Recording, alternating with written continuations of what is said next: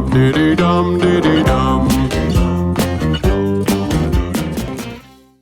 Hello and welcome to the Analyst Inside Cricket and our review of the LV Insurance Test Series, England-New Zealand. Well, it took New Zealand really very little time, half an hour today, to finish off the victory at Edgbaston. The fourth day was almost non-event. Actually, what a shame, really, for a packed house that would have loved a day's cricket in the hot sunshine and to see England thriving, but it was anything but that. And New Zealanders win a rare series in England, and generally, Simon, a chastening day for England. Yeah, New Zealand's first test victory in terms of series in England since 1999, when it was all so bad. Those who remember that will know that England was bottom of the pile, and then gradually they turned it round under Duncan Fletcher and Nasser Hussain, and then have thrived largely for the last 20 years or so. Okay, of late they have been not so good. I suppose the question we should ask is how bad is it? I mean, it was an awful performance from England, an awful third day, certainly with the bat. I mean, it was a really, really poor batting performance. How bad is it? And we asked that question against the context of what's to come, I think, because India are coming, 5 test matches, and then England go to Australia. And those are huge challenges. It's fine, the last year or so, England have won in South Africa, they won in Sri Lanka, they beat Pakistan at home, they beat West Indies at home, but they are sort of bottom of the first division, if you like. If you think of, the way the power structure is in Test cricket, they are bottom of the first division. There's New Zealand, there's Australia, and there is India. And then sort of the other teams that I mentioned, they're sort of in a sort of a second division, if you like, if you want to frame it in those terms. But England's goal is to go and win the Ashes. So how bad is it? How much chance have they got to beating India at home and going to Australia and winning? Well, I think it depends who they pick, is the first answer to that question. Is it as simple as that, though? Well, I think it's quite bad. I think, to answer your first question, it is quite bad, because if you think of the advantages England had in these 2 test matches, although they were missing key players, they included some promising young cricketers who've had plenty of cricket. They've been playing 4-day championship matches virtually all summer. The pitches have been okay. Quite a few of them have got runs. The likes of Burns and Pope have scored plenty of runs. Lawrence as well. So, it's disappointing. It's poor that they weren't able to equip themselves against New Zealand, who've had no cricket at all. I mean, they've just been playing amongst themselves. Quite a few of them have come over from the IPL. None of them have had that sort of first-class experience that England players have had. Admittedly, it's a second-string England side. So, poor performance by England. At the same time, can we win the Ashes? Well, quite a few of those players aren't going to be playing in the Ashes because, Stokes comes back, Wokes comes back, Butler comes back, maybe Moeen comes back. So there's at least 4 players. Bairstow, maybe him as well. Ollie Robinson you've got back? Someone like Sam Curran, who's played in virtually every test he's played. He's played on the winning side. Another one not available in this series. I think, it's been a bit of mismanagement by England. Why is it that Trent Boult, who was locked down in the IPL, playing, in his franchise, was still able to play in this test series, and the likes of Chris Wokes, who was player of the year last year and was locked down in the IPL, hasn't been considered? And he has had no less cricket than Trent Boult, who played in the IPL a little bit, Trent Boult, true, but he hasn't had any first-class cricket before this second test match, and he bowled really well. Chris Wokes has had less IPL cricket, but nothing really since. It seems kind of bizarre that you've got these cricketers who weren't considered for the test series now playing for their counties in the Vitality Blast. It just seems all the wrong way around, a bit cockeyed.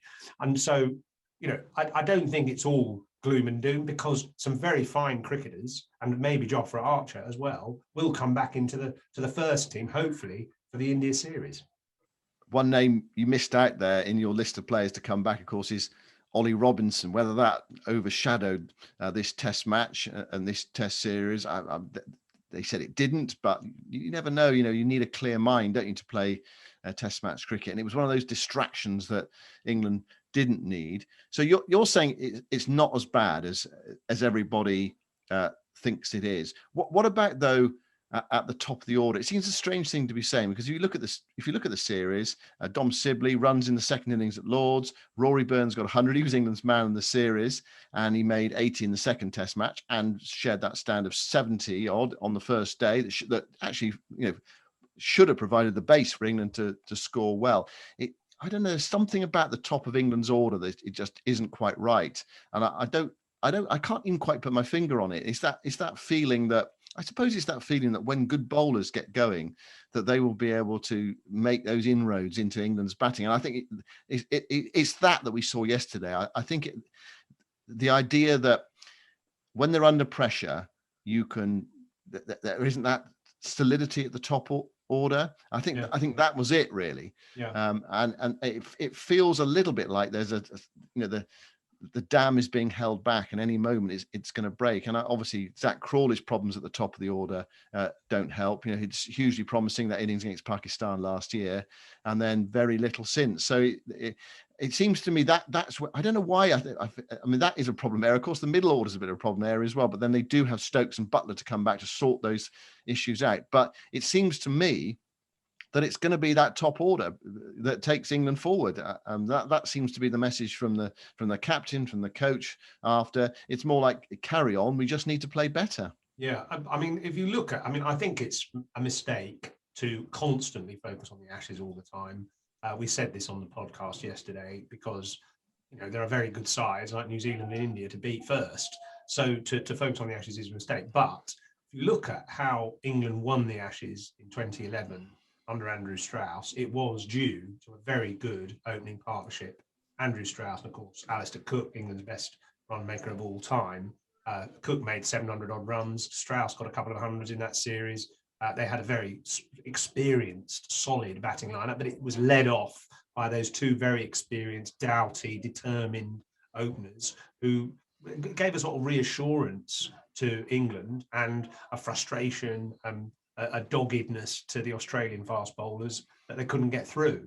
And that's what England need. And I don't feel that Burns and Sibley offer that enough robustness. They are okay players. Burns in particular averages mid-40s in county cricket and has consistently scored 1,000 runs for Surrey, and he's made some reasonable scores in Test cricket. But to me, he looks vulnerable to good bowling, and I don't like him against the short ball, against really good bowlers like Pat Cummins and Hazelwood and so on. Sibley, to me, looks vulnerable. I mean, he tries hard. He sticks in. He can weather periods of good bowling, but he just looks vulnerable to a good ball around off stump. So that is a worry. Yeah, and also you mentioned going back 2011 when England won the Ashes, that opening partnership they had. They also had Jonathan Trott coming in at number 3 as well. Yeah, quite. And so they really had that solidity at the top of the order. You trusted them. I just feel that England's top order, it very much is fingers crossed. And I think that the point is that unless they have a dreadful time of it against India, which is certainly possible, unless they do, that will be where England go, and possibly because it's not obvious what the alternatives are. You think about players who could come in. Well, there's Hamid. People say give him a go, but it strikes me, and I've said this before, that he's a player. I know they call him up into the squad, but he needs to have just a slightly better CV after those years of struggle. That you need to see him succeed over a longer period. I know he scored 200s in a championship match earlier in the season, but I think you want that consistent, strong evidence that his game is back to where it was. Because I mean, I was in India last time, or that time when he played those 3 Test matches, and he was excellent. He looked really good on those Indian pitches. So there is scope there.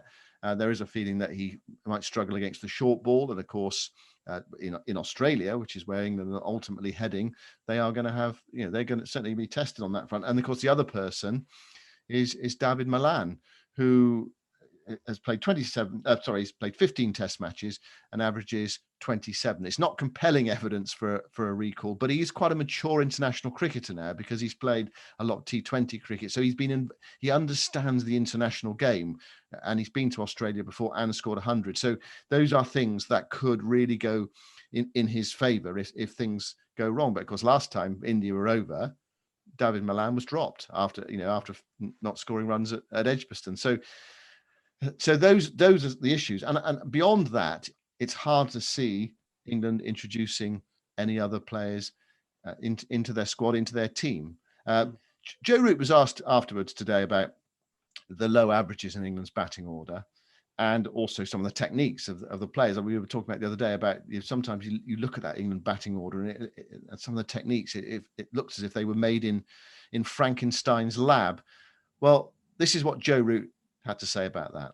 There's been a lot of talk about technique and batting, and my view on it is very much that batting is very individual. There's no right or wrong way of doing it. You look at the best players around the world. You look at a number of players. Take the top 10, for example. They all have completely different methods of how they play. You look at how they stand, their back paths, where they score their runs. It's all very unique. And I think that's one of the great intricacies of Test cricket and batting and cricket. But it's understanding how that works and how that works consistently well for long periods of time.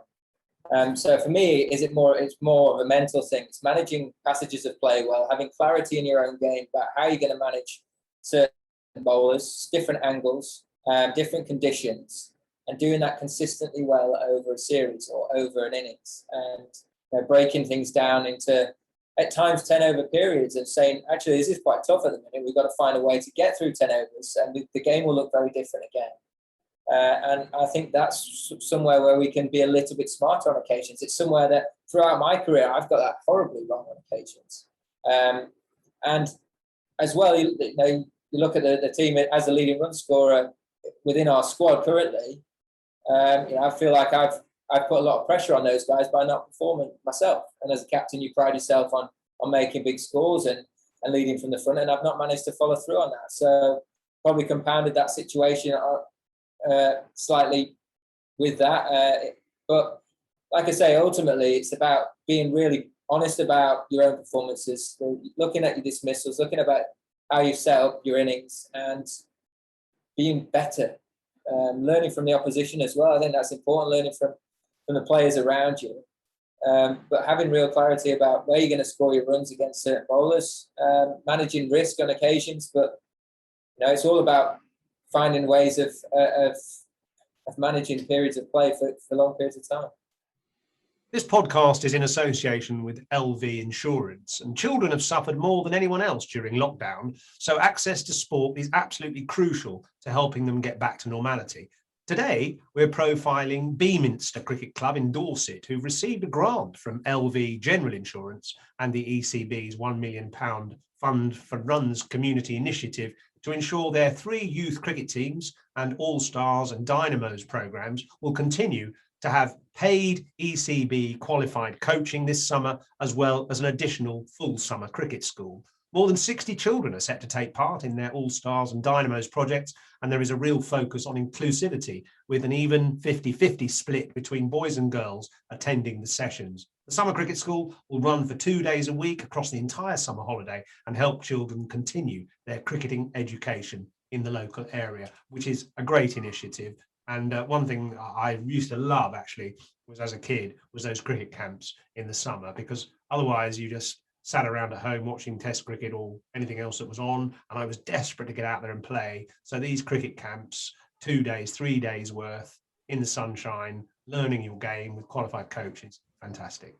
What do you feel about Hamid? We talked about him a bit earlier. I mean, one of the things about the India series, it's in early August, and how much cricket is there for these players to play before the series? Yeah, that's the problem. I like Hamid. I think he's more orthodox than either Burns or Sibley, and that's a good thing in a way, because in Australia, particularly, and against India too, but in Australia you need to have an orthodox method, or at least what England haven't been doing, I feel, of these, particularly these young players, is they haven't been waiting to play the ball. There was a stat during that second test, New Zealand test, at Edgbaston, saying that, in fact, I think it was the first test where New Zealand batsmen all played the ball later than their English counterparts.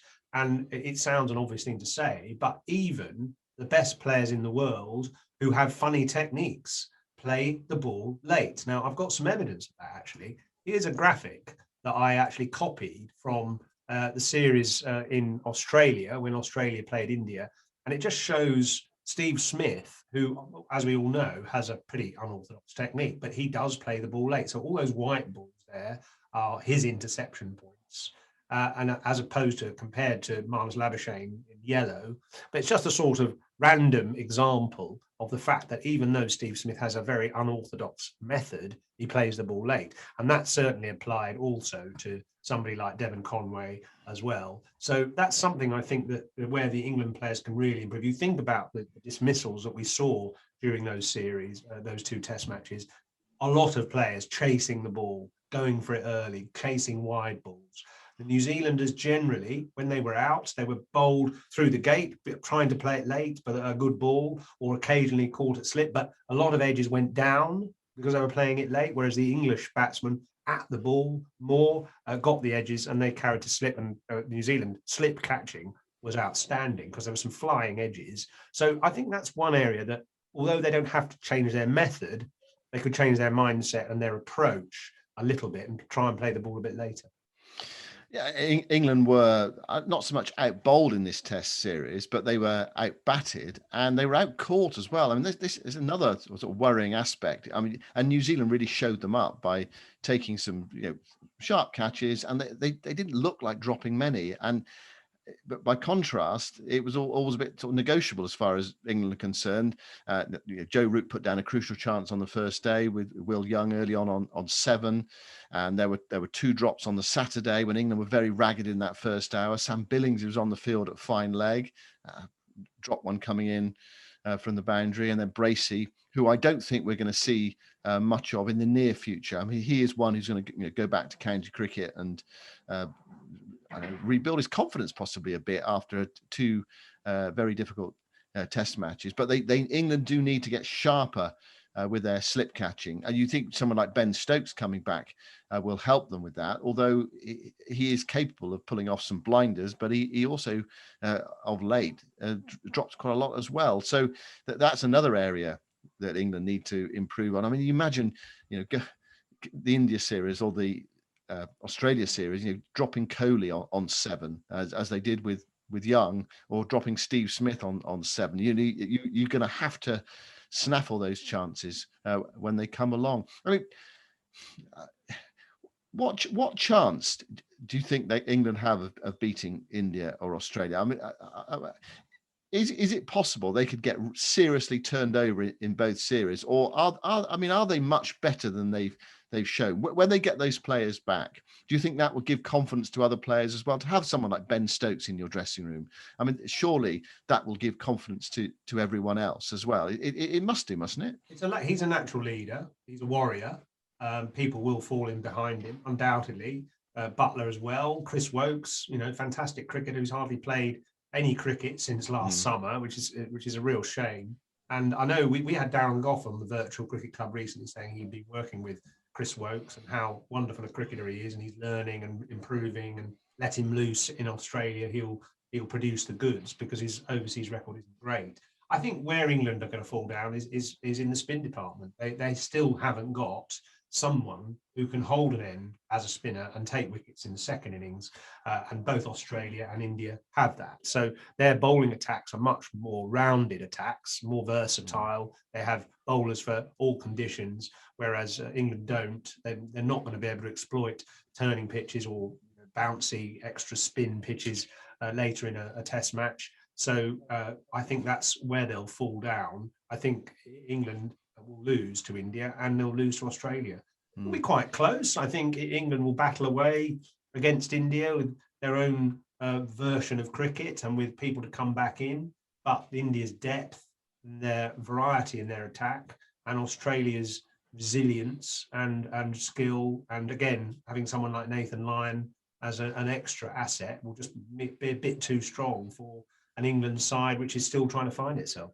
Talking of fast bowlers and the disappointing series, a fairly innocuous series for Jimmy Anderson, just 3 wickets at 66. And we've been giving an award each day of this test series, sponsored by LV Insurance, the #InWithHeart award. And I think for this this particular test match, we should give it to Matt Henry, who the New Zealand fast bowler, who outbowled most of his English counterparts in that second test match. He very rarely plays 2 test matches in a row. He's only played 1 in this series, and yet he took 6 wickets in the match at about 19. And actually, he's played 14 test matches in 6 years since his test debut in 2015. So he hardly ever, if ever, plays 2 tests in a row. But he's that super sub who comes in, who bowls immaculately, even though he hasn't had a test match for a few months. He's never overawed by the situation or the occasion or the opposition. Keeps just chugging away and nipping out wickets. He knocked over England's top order in this second test match in the second innings. So Matt Henry, for his grit, determination, and just wholehearted commitment to the New Zealand cause, he is our In With Heart Award winner for this test match day. And of course, now New Zealand move on to Southampton to play the World Test Championship final. I mean, they've brushed England aside. Now it's the really big one. It's what they've come for. I read Ravi Shastri saying this is the biggest Test match ever. The World Test. I mean, that's quite like Ravi, isn't it? To come out with a statement like that. But it is to be the first ever World Test champions, and India's preparation, you could say, has not been it's probably not been as good as New Zealand's, because New Zealand sort of battle hardened, and what they've done cleverly as well is they've mixed and matched. So they've given lots of players 1 game. Some players have had 2 games, and it's also Henry's an interesting one because it's thrown up a selection issue for New Zealand. What do they do with their side for the Southampton Test match? I mean, it is one of those good selection issues to have, where you've got people in form vying for a place in the team. Does the Grandhomme come back into the side, or do they go with 4 prime quick bowlers? Do they keep in a spinner, or what do they do? Anyway, so we talked about whether England can succeed against India and Australia. Who is the favourite? Who is likely to come out on top when New Zealand take on India in the World Test Championship final, the biggest game of Test cricket ever? Well, I'm going to say New Zealand. They've been close in 2 World Cup finals and come second. I think they'll be ultra committed to get this victory in the World Test Championship. They sort of almost sneaked in at the last minute into the final, but they are just so competent. They have so many bases covered. I like the introduction of Patel in this test match because I think he offers something as well. So he can be a counter to Jadeja in the India side. They've got so many bowlers all looking hot and potent, and hopefully Williamson will be fit. That's a key thing because he missed this last test match. I mean, obviously he's a fundamental pillar to the New Zealand team, but yeah, I think those 2 test matches, the way they've played, Conway coming through as an immaculate looking opener with just an absolute insatiability for runs. I think they've got all the bases covered. It'll be tough. India are a brilliant side with so many match winners, but the way New Zealand still hold together, they're so cohesive. There's so many excellent cricketers who just know what their game is about. I think I'm going to put my money on them. Dum diddy dum diddy dum.